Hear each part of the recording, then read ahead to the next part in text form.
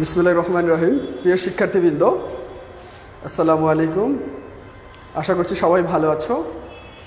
তো গত ক্লাসগুলোর ন্যায় আজকে শুরু করতে যাচ্ছি ফিনান্স, ব্যাংকিং ও বিমার প্রথম পত্র। প্রথম বর্ষের অর্থাৎ 2020-21 সেশনের শিক্ষার্থীদেরকে স্বাগত জানাচ্ছি ন্যাশনাল কলেজ কর্তৃক আয়োজিত অনলাইন ক্লাসে। তো যে ক্লাসগুলো করা হচ্ছে এই ক্লাসে শুধুমাত্র 2020-21 সালের শিক্ষার্থীরা অংশগ্রহণ করবে তা নয়, এখানে সকলের জন্য এটা উন্মুক্ত করা হয়েছে। যে কোনো কলেজের বা যে কোনো জায়গার স্টুডেন্ট এখানে অ্যাটেন্ড করতে পারবে। আর আমাদের যে সেকেন্ড ইয়ার স্টুডেন্ট আছে তারাও কিন্তু এখানে অ্যাটেন্ড করতে পারবে, যেহেতু একই সাবজেক্ট। তো এগুলো তাদের আরও রিভাইজ হয়ে যাবে। তো আশা করছি তোমরা সবাই ক্লাসের সাথে সংযুক্ত থাকবে। তো আজকে আমাদের আলোচ্য বিষয় আমাদের ফিন্যান্স, ব্যাংকিং ও বিমা প্রথম পত্র, প্রথম অধ্যায়, অর্থায়নের সূচনা। গতকালকেও আমরা এই ক্লাসটি করেছিলাম। তো এখানে আমরা শিখতে পেরেছিলাম যে অর্থায়নের ধারণাটা শিখতে পেরেছিলাম, বা অর্থায়ন বলতে আমরা কী বুঝি সেটা শিখতে পেরেছিলাম। এবং এর সাথে সাথে আমরা আরও একটি বিষয় শিখতে পেরেছিলাম যে অর্থায়নের প্রকারভেদ নিয়ে আমরা আলোচনা করেছিলাম। তো আজকে আমরা যে অর্থায়নকে 5 ভাগে ভাগ করা হয়েছিল, এই 5 প্রকার অর্থায়নের মধ্যে আমরা দেখতে পেয়েছিলাম যে প্রত্যেকটা আলাদা আলাদা ডেফিনেশন দেখতে পেয়েছিলাম। তো এখন আজকে আমি বলেছিলাম তোমাদের গতকালকে যে আজকে আমি এর যে ডিফারেন্স অর্থাৎ পার্থক্য দেখাবো, যে প্রত্যেকটা অর্থায়নের মধ্যে একে অপরের মধ্যে কিছু পার্থক্য আছে, এই পার্থক্যটা আমি তোমাদেরকে দেখাবো। তো বলছিলাম যে এখানে অনেকগুলো অর্থায়ন আছে, তার ভিতরে আমরা ফার্স্ট দেখেছিলাম পারিবারিক অর্থায়ন, এরপরে আমরা দেখেছিলাম ব্যবসায়িক অর্থায়ন, তারপরে সরকারি অর্থায়ন, অব্যবসায়িক প্রতিষ্ঠান অর্থায়ন এবং আন্তর্জাতিক অর্থায়ন। তো এখন আমরা দু একটির পার্থক্য আমি তোমাদেরকে দেখাবো। তো আমরা ফার্স্ট দেখাবো যে পারিবারিক অর্থায়ন এবং ব্যবসায়িক বা সরকারি অর্থায়নের মধ্যে পার্থক্য কি হতে পারে, তো আমরা সেটি দেখাবো। তো আমরা পার্থক্যটা দেখাই ব্যবসায়িক অর্থায়ন এবং যেটা পরীক্ষায় সাধারণত আসে, আমরা এখানে দেখাচ্ছি যে ব্যবসায়িক অর্থায়ন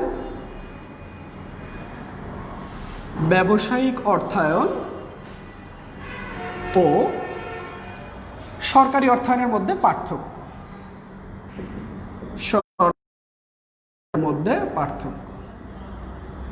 তো আমি এখানে উপরে টপিকসটা লিখলাম না, আমরা এখানে লিখলাম যে জাস্ট তোমাদের অনুধাবন কোশ্চেনে পরীক্ষা আসে যে ব্যবসায়িক অর্থায়ন ও সরকারি অর্থায়নের মধ্যে পার্থক্য দেখাও, এটা অনুধাবন কোশ্চেনে আসে। তো অনেকেই বলে যে আসলে পার্থক্য যদি দেওয়া হয় সেক্ষেত্রে আমি কীভাবে অ্যান্সার করব। সেক্ষেত্রে আসলে পার্থক্য যেভাবে আমরা লিখি সাধারণত এভাবেই কিন্তু আমাদের লিখতে হবে। সেক্ষেত্রে আমাদের কয়টি এখানে পয়েন্ট আকারে দেখাবো, অ্যাটলিস্ট 3টি দেখাতে হবে। তো ফার্স্ট আমরা লিখব হচ্ছে সংজ্ঞা। তো এখানে আমি সংজ্ঞার ভিতরে আমাদের ব্যবসায়িক অর্থায়ন কাকে বলে সেটা দেখাবো। তো এক্ষেত্রে এখানেও কিন্তু আমরা সংজ্ঞা দেখাবো, অর্থাৎ সংজ্ঞা বলতে আমরা কাকে বলে সেটাকে দেখাবো ফার্স্ট। তো আমরা গতকালকে বলেছিলাম, তো আবার রিপিট করছি, ব্যবসায়িক অর্থায়ন। তা আমি বলেছিলাম খুব সহজ একটা সংজ্ঞা দিয়েছিলাম তোমাদেরকে, যে একটি সংজ্ঞার মাধ্যমে আমরা 5টি যেন সংজ্ঞা দিতে পারি। দেখো এখানে ব্যবসায়িক অর্থায়ন কাকে বলে, আমরা বলবো এরকম: ব্যবসায়িক প্রয়োজনে অর্থ সংগ্রহ, ব্যবহার, সংরক্ষণ ও সার্বিক ব্যবস্থাপনাকে ব্যবসায়িক অর্থায়ন বলে। এরপরে সরকারি অর্থায়ন বলেছিলাম যে রাষ্ট্রের স্বার্থে অর্থ সংগ্রহ, ব্যবহার, সংরক্ষণ ও সার্বিক ব্যবস্থাপনাকে সরকারি অর্থায়ন বলে। তো এটা আমরা লিখতে পারবো। দ্বিতীয়তে আমরা কি লিখব, এখানে উদ্দেশ্য লিখব। দেখো প্রত্যেকটা বিষয়েরই উদ্দেশ্য কিন্তু আছে। যেমন আমি যদি বলি ব্যবসায়িক অর্থায়নের উদ্দেশ্য কি হতে পারে, আমরা জানি মুনাফা অর্জন। ব্যবসায়িক অর্থায়নের মূল উদ্দেশ্য হচ্ছে কি, মুনাফা অর্জন। এবং এখানেও আমরা কি লিখতে পারি, উদ্দেশ্য কি হতে পারে, তো উদ্দেশ্য হচ্ছে এখানেও আমরা লিখব সরকারি অর্থায়নের উদ্দেশ্য কি, জনকল্যাণ। আমরা এটা গতকালকে জেনেছিলাম। জাস্ট তোমাদেরকে একটু দেখালাম যে আসলে কিভাবে আমাদের পার্থক্য লিখতে হয়। তারপরে আরেকটা বিষয় আমরা এখানে দিব, সেটি হচ্ছে আমরা এখানে লিখব যে আসলে প্রত্যেকটা অর্থায়নের উৎস আছে, অর্থাৎ উৎস বলতে আমরা জানি যে উৎস থেকে আমরা অর্থটা কালেক্ট করব সেই উৎসটি। তো এখানে এই ব্যবসায়িক অর্থায়নের যে উৎস থেকে আমরা এই ব্যবসায়িক অর্থায়নটা করব, তো এটা কি শুধুমাত্র অভ্যন্তরীণ উৎস থেকে এটি করা হয়, অভ্যন্তরীণ। তো অভ্যন্তরীণ উৎস থেকে এই ব্যবসায়িক অর্থায়নটা করা হয়ে থাকে। আর এখানে যেটা আমরা বলবো, এখানে উৎস 2টি, অর্থাৎ এটা অভ্যন্তরীণ হবে ও বৈদেশিক হবে, দুইটাই হতে পারে।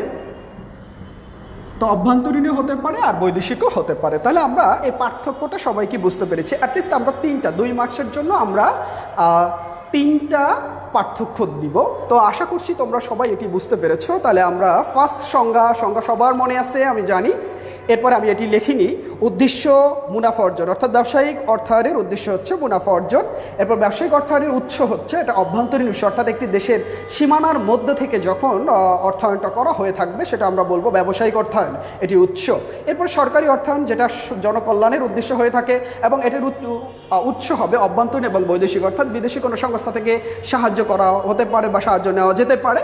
তো এইটি আমরা, তো যাই হোক, তোমরা যারা যারা আমার ক্লাসে জয়েন করেছো অবশ্যই গত ক্লাসের ন্যায় নাম, রোল, সেকশন অবশ্যই লিখে দিবে। আর যদি সাউন্ড প্রবলেম হয়, লেখার সমস্যা হয়, বুঝতে সমস্যা হয়, অবশ্যই কমেন্টস করে জানাবে। তো আমরা পার্থক্যটা সবাই বুঝতে পেরেছি। তো আজকের আরেকটি টপিকস, খুবই মজার একটি টপিকস। আসলে কি, পড়ালেখাটা এত কঠিন ভাবার কোনো কিছু নেই। আমরা যদি পড়ালেখাটা আনন্দের সাথে গ্রহণ করি আসলে সেটি হবে আসল পড়ালেখা। তো আসলে এত কঠিন কোনো সাবজেক্ট না। আমরা অনেকে মনে করি যে আসলে এটা মনে হয় অনেক কঠিন সাবজেক্ট, আসলে না। তুমি যদি একটু জাস্ট মনোযোগ দাও তাহলে যে কোনো সাবজেক্ট তুমি খুব সহজে আয়ত্ত করতে পারবে ইনশাল্লাহ। তো আমরা পরের টপিকসে চলে যাচ্ছি। তো আমাদের পরের টপিকসটি হচ্ছে যে অর্থায়ন, যে আমরা বলেছি। তো অর্থায়নের কার্যাবলী, তো অর্থায়নের কাজ কি?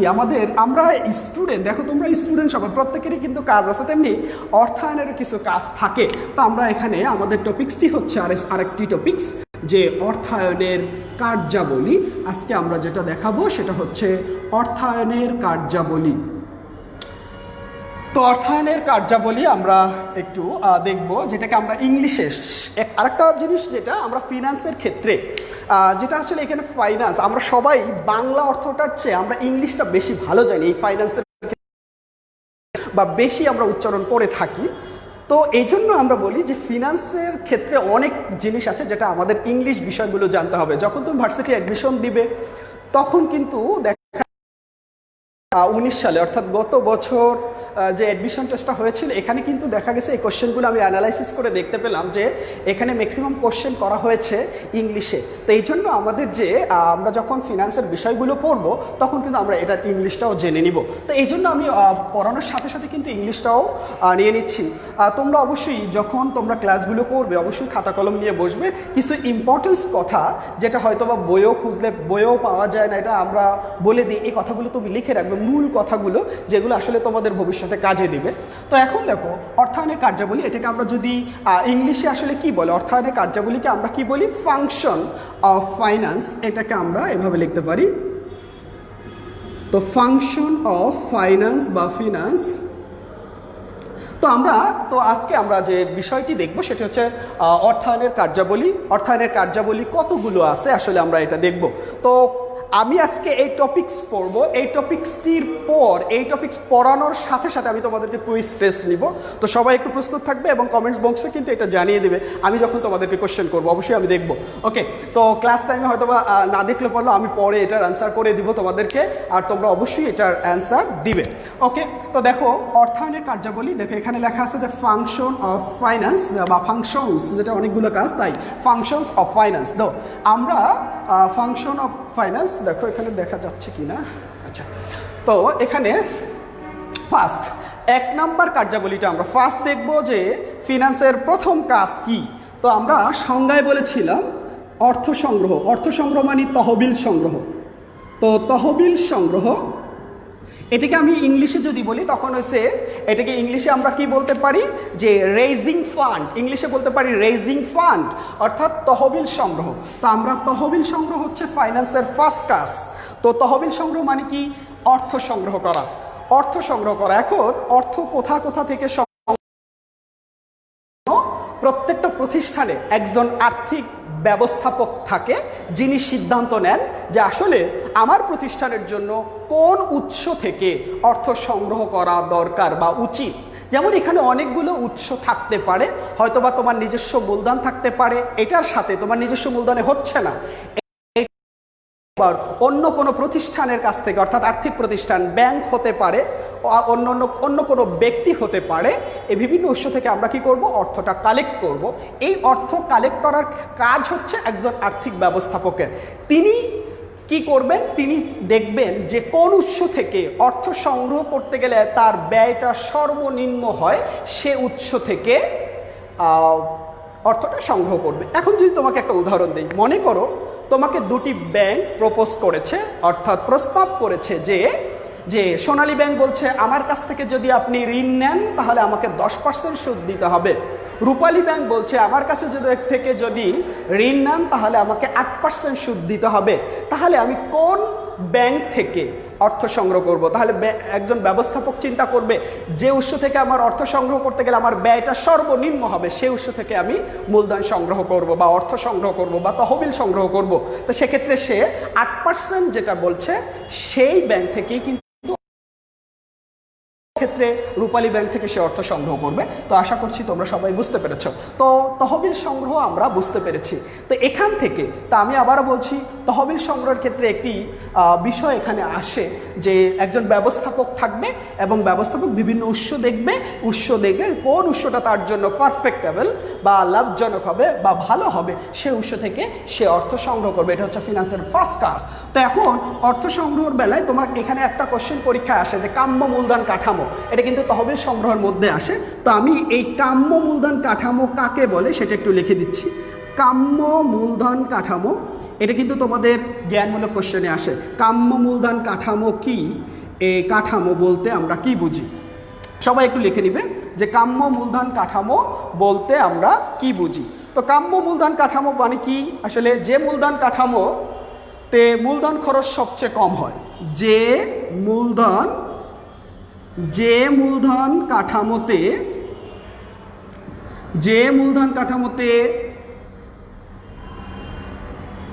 মূলধন খরচ বা ব্যয় সর্বনিম্ন হয় তাকে কাম্য মূলধন কাঠামো বলে। তাহলে আমি যে বলছিলাম যে একজন ব্যবস্থাপক সে চিন্তা করে অর্থ তহবিলের ক্ষেত্রে যে উৎস থেকে তার মূলধন সংগ্রহ করা সবচেয়ে সহজ এবং খরচ কম হবে ওই মূলধন কাঠামো। এখন এই কাঠামো হতে পারে তোমার ঋণের মাধ্যমে হতে পারে বা কোনো ব্যক্তির কাছ থেকে হতে পারে, বিভিন্ন উৎস থেকে আমরা এটা হতে পারে। তো কাম্য মূলধন কাঠামো অর্থাৎ যে মূলধন কাঠামোয় ব্যয়টা সর্বনিম্ন হবে সেটিকে আমরা বলতে পারি কাম্য মূলধন কাঠামো। এটা হচ্ছে তহবিল সংগ্রহের ক্ষেত্রে আমরা একটু দেখব। তোমরা অনেকেই জয়েন করছো বা অনেকেই দেখতেছো। তো এখানে তোমরা নাম, রোল লিখে দিচ্ছ। এরপরে আমি এতগুলো তো পড়তে সময় লাগছে, তাই আমি আবার ক্লাসে যাচ্ছি। এগুলো তোমাদেরকে পরে আমি অ্যান্সার দিয়ে দিব। কারো কোনো কোশ্চেন থাকলে সেটা বলবো, সেটা আমি এখন এখানে দিব। তো যাই হোক, আমরা তহবিল সংগ্রহটা আরেকটু বিষয় দেখব। তহবিল সংগ্রহের মধ্যে কোন বিষয়গুলো পড়ে সেগুলো আমি কিন্তু তোমাদেরকে একটা কুইজ টেস্টের মাধ্যমে আমি বলেছিলাম যে ক্লাস আমরা শেষের আগে 2 মিনিটের জন্য তোমাদের একটা কুইজ দিব। তো যাই হোক, কাম্য মূলধন কাঠামো আমরা বুঝতে পেরেছি। তো এখন আরেকটা বিষয় যেটা দেখব যে তহবিল সংগ্রহ, আসলে তহবিল সংগ্রহের মধ্যে কোন কোন বিষয়গুলো পড়ে থাকে সেটা আমরা দেখব।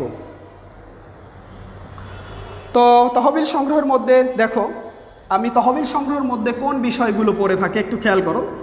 দীর্ঘমেয়াদী ঋণ। তো আমি যদি দীর্ঘমেয়াদী, কারণ প্রতিষ্ঠানে অনেক সময় স্বল্পমেয়াদী ঋণের দরকার। কখন স্বল্পমেয়াদী ঋণ দরকার? যখন তোমার প্রতিষ্ঠানে পণ্য অর্থাৎ দৈনন্দিন কার্যাবলী সম্পূর্ণ করতে মূলধন দরকার হবে, তখন কিন্তু স্বল্পমেয়াদী অর্থায়ন করতে হয়। আর যখন তুমি প্রতিষ্ঠানে যখন স্থায়ী কোনো সম্পদ কিনবে তখন কিন্তু দীর্ঘমেয়াদী ঋণের দরকার হয়। তো যাই হোক, আমরা এরপরে দেখো সাধারণ শেয়ার ইস্যু। সাধারণ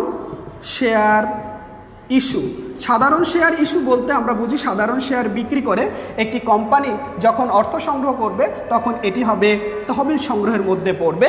তো আরেকটা বিষয় আছে সংরক্ষিত আয়। সংরক্ষিত আয় মানে হচ্ছে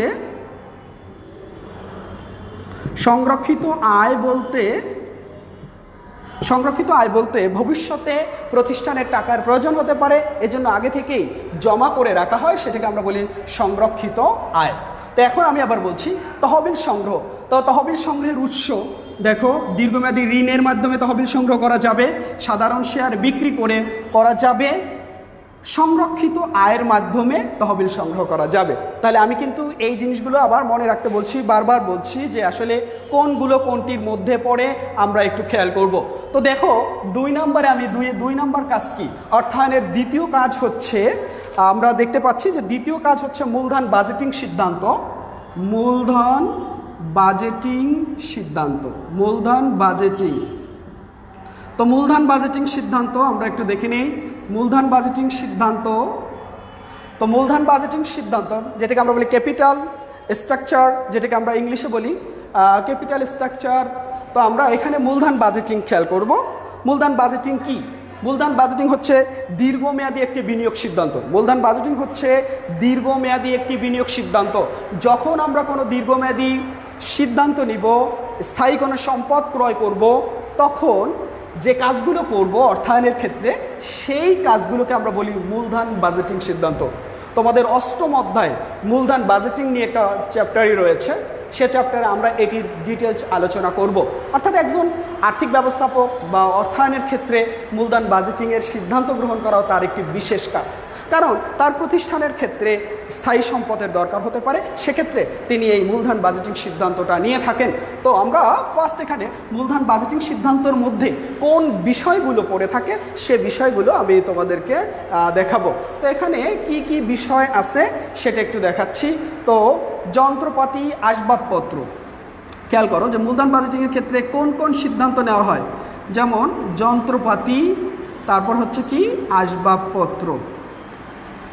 আসবাবপত্র, যন্ত্রপাতি ক্রয়, আসবাবপত্র ক্রয়, এগুলো যদি থাকে সেক্ষেত্রে একজন আর্থিক ব্যবস্থাপক অর্থায়নের ক্ষেত্রে অর্থায়নের কার্যাবলী সম্পূর্ণ করতে সে কিন্তু এই মূলধন বাজেটিং সিদ্ধান্ত গ্রহণ করে থাকেন। তো আমি এখানে বলে দেই যে মনে করো, একটা উদাহরণ যদি বলি, যে মনে করো তুমি একটি ব্যবসা শুরু করছো, তো এই ব্যবসায়ের ক্ষেত্রে তোমার একটা মেশিন ক্রয় করা দরকার। তো এই মেশিন ক্রয় করার জন্য তোমার চিন্তা করতে হবে যে এই মেশিনটি ক্রয়ের ফলে আমি যদি 10 বছরের জন্য এটি ক্রয় করি এবং 10 বছর পর্যন্ত আমি ব্যবসাটা কন্টিনিউ রাখি বা ব্যবসাটা করি, সেক্ষেত্রে আমার কত আয় হতে পারে।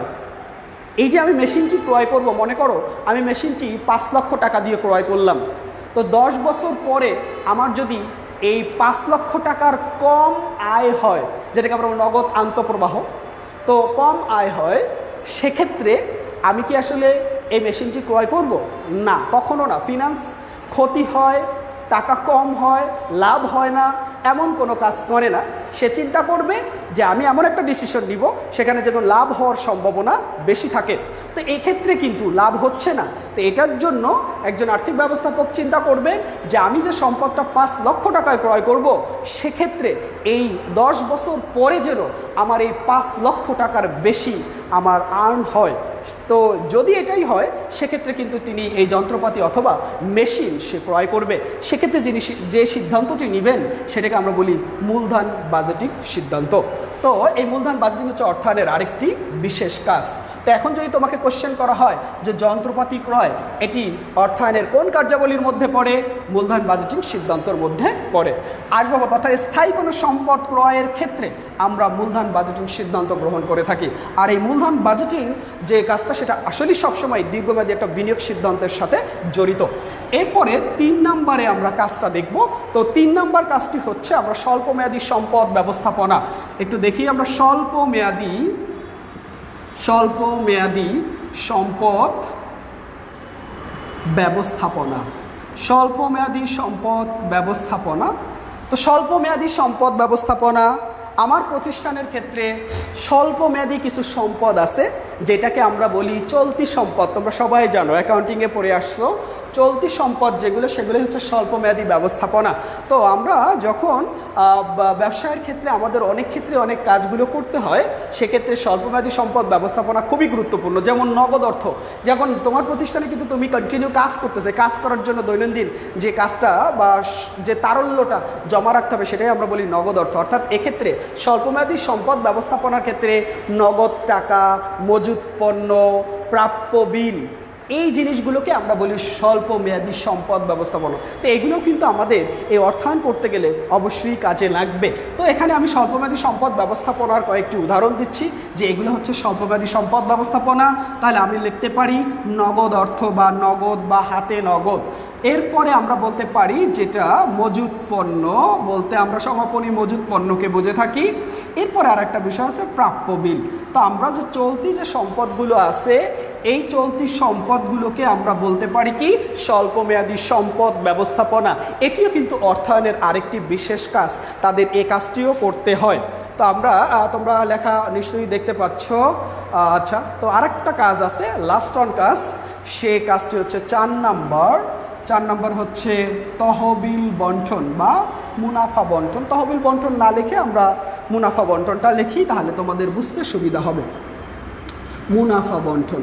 আচ্ছা, তো এই মুনাফা বন্টনের ক্ষেত্রে একটু খেয়াল করবা সবাই যে প্রতিষ্ঠান অর্থায়ন কাজ করতেছে, কাজ করার পরে সে সকল কাজ সঠিকভাবে করতেছে। তো এখানে মুনাফা বন্টনও করতে হবে, অর্থাৎ প্রতিষ্ঠানে অনেক কর্মকর্তা কর্মচারী থাকবে, তাদেরকে তাদের লাভের অংশ দিতে হবে। আবার যারা শেয়ার ক্রয় করবে সেক্ষেত্রে তাদের লভ্যাংশ দিতে হবে। এই যে লভ্যাংশ দেওয়া বা লাভের অংশ দেওয়া বা একটু ভাগ করে দেওয়া, এটাকে আমরা বলতে পারি কি মুনাফা বন্টন। এটাও কিন্তু আমরা বলতে পারি যে একটি প্রতিষ্ঠানের ক্ষেত্রে খুবই গুরুত্বপূর্ণ একটি কাজ অর্থায়নের কার্যাবলীর মধ্যে। অর্থাৎ শুধুমাত্র যে অর্থায়নের কাজের মধ্যে মুনাফা অর্জন করবে সেটা নয়, প্রতিষ্ঠান শুধুমাত্র মুনাফা অর্জন করবে নয়, এক্ষেত্রে যারা শেয়ার হোল্ডার থাকবে তাদেরকে লভ্যাংশ দিতে হবে। তো এই লভ্যাংশ দেওয়ার ক্ষেত্রে কিন্তু এই মুনাফা বন্টনের কথা আমাদের চিন্তা করতে হবে। তো দেখো আমাদের মুনাফা বন্টন যে কাজটা আমাদের বলে দিচ্ছি, মুনাফা বন্টন আসলে কি, যেখানে কিছু দিয়ে দেওয়া হয়, টাকা দেওয়া হয়, অর্থাৎ এখানে যদি কেউ টাকা পায় সেটি দেওয়া হয়, প্রদেয় বিল দেওয়া হয় এবং লভ্যাংশ প্রদান। তো এখানে লভ্যাংশ প্রদান, তাহলে আমরা এখানে 4টি কাজ দেখতে পেয়েছি। একটু খেয়াল করো, আবার বলছি আমি, তহবিল সংগ্রহ। তাহলে অর্থায়নের ফার্স্ট কাজ তহবিল সংগ্রহ। বিভিন্ন উৎস থাকতে পারে, যে উৎসটিতে ব্যয় কম হবে সে উৎস থেকে মূলধন সংগ্রহ করবে। এরপর আমি বলছিলাম তহবিলের যে উৎসর ভিতরে আমরা দীর্ঘমেয়াদী ঋণ দেখতে পাচ্ছি। সাধারণ শেয়ার ইস্যু মানে বিক্রয়, আমি শেয়ার বিক্রয় করে যদি পাবলিক লিমিটেড কোম্পানি হয়, যৌথ মূলধনী কোম্পানি হয়, সেক্ষেত্রে কিন্তু এই শেয়ার বিক্রয় করে অর্থ সংগ্রহ করতে পারে।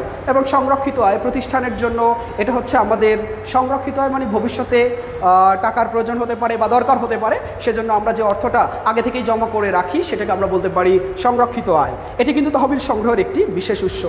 এরপরে আমরা দেখতে পাচ্ছি যে মূলধন বাজেটিং সিদ্ধান্ত অর্থায়নের আরেকটি বিশেষ কাজ, যেটা হচ্ছে যন্ত্রপাতি ক্রয়, আসবাবপত্র ক্রয়। অর্থাৎ স্থায়ী কোনো সম্পত্তি যখন আমরা ক্রয় করব অর্থায়নের ক্ষেত্রে, সেক্ষেত্রে আর্থিক ব্যবস্থাপক যখন করে সিদ্ধান্ত নেবেন মূলধন বাজেটিং, তখন তিনি এই কাজটি করে থাকবেন। এরপরে স্বল্পমেয়াদী সম্পদ ব্যবস্থাপনা, অর্থাৎ একটি প্রতিষ্ঠানের দৈনন্দিন কার্যাবলী সম্পূর্ণ করার জন্য তার এই স্বল্পমেয়াদী সম্পদ ব্যবস্থাপনার কাজগুলো করতে হয়। তো সেক্ষেত্রে তার নগদ অর্থ রাখতে হবে, মজুত পণ্য থাকতে হবে এবং প্রাপ্য বিল থাকবে। তো এরপরে লাস্ট অন কাজ যেটা হচ্ছে মুনাফা বন্টন। তো মুনাফা বন্টন মানে হচ্ছে এখানে যারা লাভের অংশ পাবে, যারা এই কোম্পানির মালিক থাকবে, তাদেরকে লভ্যাংশ প্রদান করতে হবে, প্রদায় বিল যারা টাকা পাবে এটা বন্টন করে দিতে হবে। তো যাই হোক, এই আমরা এখানে কয়টি কাজ দেখতে পেয়েছি, আমরা 4টি কাজ দেখতে পেলাম। এখন বলেছিলাম তোমাদেরকে, আমরা কাজগুলো দেখেছিলাম, এই কাজগুলোর পর তোমাকে বলেছিলাম তোমাদেরকে আমি কিছু কোশ্চেন করব। আমি অবশ্যই এটি মুছে ফেলবো।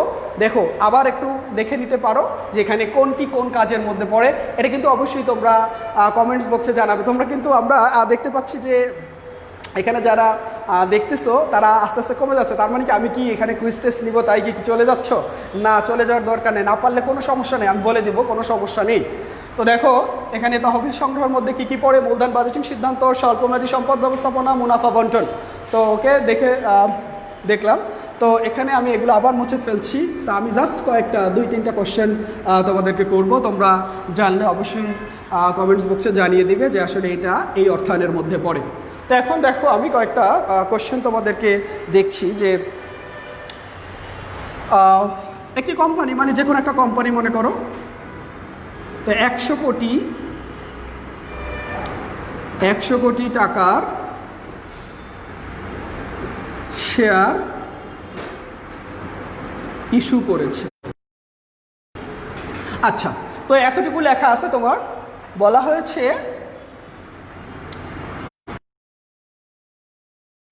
এবিসি কোম্পানি 100 কোটি টাকার শেয়ার ইস্যু করেছে। তো এটি কোন অর্থায়নের মধ্যে পড়ে? তো আমরা বলেছিলাম অর্থায়নের কার্যাবলীর মধ্যে, কোন অর্থায়নের কার্যাবলীর মধ্যে পড়বে? 4টি কাজ বলেছিলাম। তহবিল সংগ্রহ, 1 নম্বর হচ্ছে কি তহবিল সংগ্রহ আমরা করেছিলাম।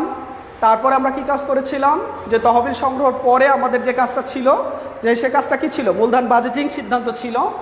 এরপরে তৃতীয় কাজ ছিল কি স্বল্পমেয়াদী সম্পদ ব্যবস্থাপনা, চতুর্থ কাজ হচ্ছে তহবিল বন্টন।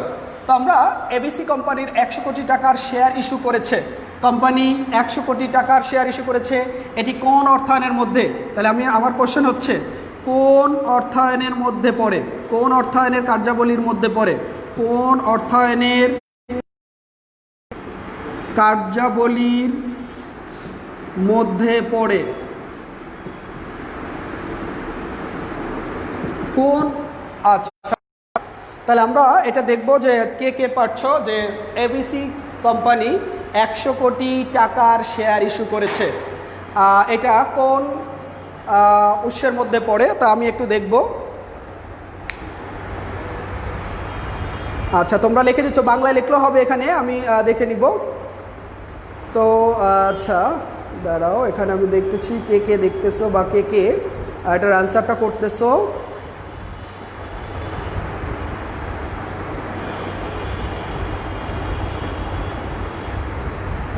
আচ্ছা, অনেকেই লিখতেছো তহবিল সংগ্রহ, তহবিল সংগ্রহ। আচ্ছা, তহবিল সংগ্রহ।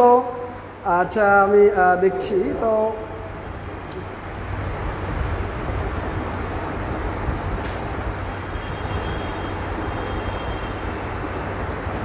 আচ্ছা, অনেকেই একজনে লিখছে দেখা যায় না, কি বলে দেখা যায়, অবশ্যই স্পষ্ট করে দেখা যায়। আচ্ছা, সানি লিখছে তহবিল সংগ্রহ, ফারজানা রহমান তহবিল সংগ্রহের মধ্যে পড়ে, সিনথিয়া আক্তার তহবিল সংগ্রহ, তানজিকা ইসলাম পায়েল তহবিল সংগ্রহ, সৌরভ দাস তহবিল সংগ্রহ, ফয়সাল এমডি ফয়সাল তহবিল সংগ্রহ। তো যেহেতু সবাই তহবিল সংগ্রহ অ্যান্সার করেছো, আসলে অ্যান্সারটা কি হবে?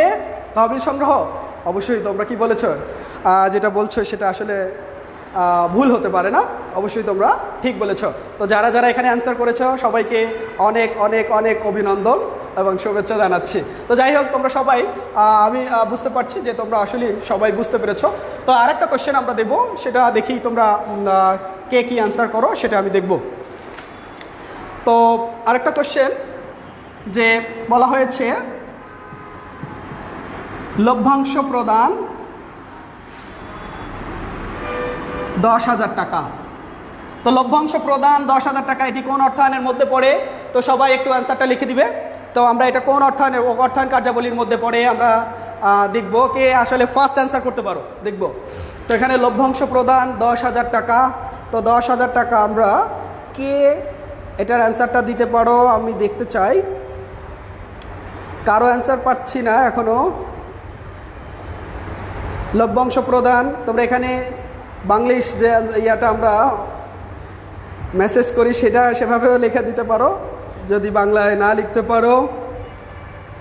তো আমি অ্যান্সারটা এখনও দেখতে পাচ্ছি না, কেউ অ্যান্সার দিচ্ছ না, তার মানে কি পারো না? আচ্ছা, একজনে দিচ্ছে মুনাফা বন্টন। শুভ রয় কোনো অ্যান্সার করে না, শুধু দেখে, দেখি বুঝে না। আচ্ছা, তারপরে দেখি কে আর দিচ্ছে মুনাফা বন্টন একজনে দিচ্ছে। তো মুনাফা বন্টন সিনথিয়া আক্তার বলছে, এমডি ফয়সাল বলছে মুনাফা বন্টন, সানি বলছে মুনাফা বন্টন, ফারজানা রহমান বলছে মুনাফা বন্টন, তানজিকা ইসলাম পায়েল বলছে মুনাফা বন্টন। আসলে তোমরা সঠিক উত্তর বলেছো, তোমাদেরকে আবারও অভিনন্দন জানাচ্ছি সঠিকভাবে অ্যান্সার করার জন্য। আসলে তোমরা পড়াটা বুঝতে পেরেছো। তো যাই হোক, আমি আবার একটা কোশ্চেনে যাব। তো আর একটা কোশ্চেনে যাচ্ছি যে এটা আসলে কোন অর্থায়নের মধ্যে পড়ে সেটা আমরা দেখব। তো দেখো, যন্ত্রপাতি ক্রয়, আমি অ্যান্সারটা দিয়েছি, যন্ত্রপাতি ক্রয় 5 লক্ষ টাকা এটি কোন অর্থায়নের মধ্যে পড়ে? কোন অর্থায়নের কার্যাবলীর মধ্যে পড়ে?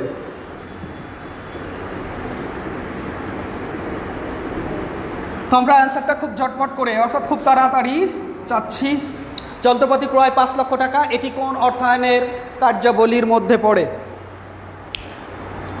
তো যন্ত্রপাতি ক্রয় বলেছি 5 লক্ষ টাকা এটি কোন অর্থায়নের মধ্যে পড়ে? মূলধন বাজেটিং। সানি বলছে মূলধন বাজেটিং। তারপর আরও অ্যান্সার দেখতে চাই। এই কয়জনের অ্যান্সার দেখানো দেখবো কি আস্তে আস্তে লাইভে সবাইকে চলে যাচ্ছ আমি কোশ্চেন করার কারণে। মূলধন বাজেটিং, আচ্ছা মূলধন বাজেটিং, সিনথিয়া আক্তার মূলধন বাজেটিং বলছে, ফারজানা রহমান মূলধন বাজেটিং বলছে, ফারিহা আফরিন মূলধন বাজেটিং বলছে, তানজিকা ইসলাম পায়েল বলছে মূলধন বাজেটিং।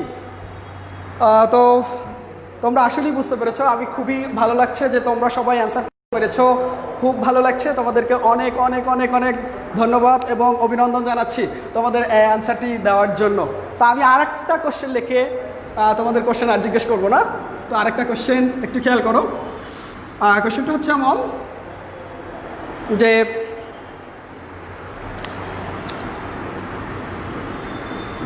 নগদ অর্থ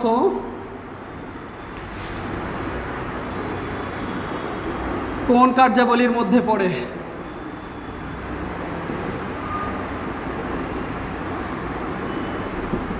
তো নগদ অর্থ কোন কার্যাবলীর মধ্যে পড়ে খেয়াল করবে। নগদ অর্থ কোন কার্যাবলীর মধ্যে পড়ে আমরা দেখতে চাই কে অ্যান্সারটা করবে, একটু খেয়াল করো। আমি অ্যান্সার পাচ্ছি না এখনো, সবার কাছ থেকে অ্যান্সারটা চাচ্ছি। এখানে আমি আরেকটু কথা বলে নিই যে আসলে শুধুমাত্র আমি দেখে চলে গেলাম, রোল লিখে চলে গেলাম তা না, আমি কিন্তু দেখতেছি আসলে কে অ্যান্সার করতেছে, এটাও কিন্তু কাউন্ট করা হবে। তো কালকেও বলেছি যে তোমাদের অ্যাটেন্ডেন্স কাউন্ট করা হবে, এজন্য অবশ্যই অবশ্যই এখানে কমেন্টসে যে কোশ্চেন করলে না পারলেও বলে দিতে হবে স্যার পারি না, আমি বলে দিব এটা। তো এখানে অবশ্যই এখানে অ্যাটেন্ড যারা করলে তাতেই হবে না, এখানে আমাদের অ্যান্সার লিখতে হবে, না পারলেও বলে দিতে হবে যে স্যার আমি পারছি না, বলে দেন, আমি অবশ্যই বলে দিব। তো তারপরও কিন্তু বলতে হবে, এখানে শুধু সালাম দিয়ে আর সেকশন রোল লিখে চলে গেলে হবে না, অবশ্যই এখানে লিখতে হবে। তো এখানে আমরা অ্যান্সার অনেকেই পাচ্ছি, যারা অ্যান্সার দিচ্ছে কয়েকজন শুধুমাত্র তারাই দিচ্ছে, কিন্তু অন্য কোনো অ্যান্সার দিচ্ছে না কেন? তহবিল, আচ্ছা কে দিচ্ছে আরেকটু আমরা অ্যান্সারটা দেখে নিচ্ছি।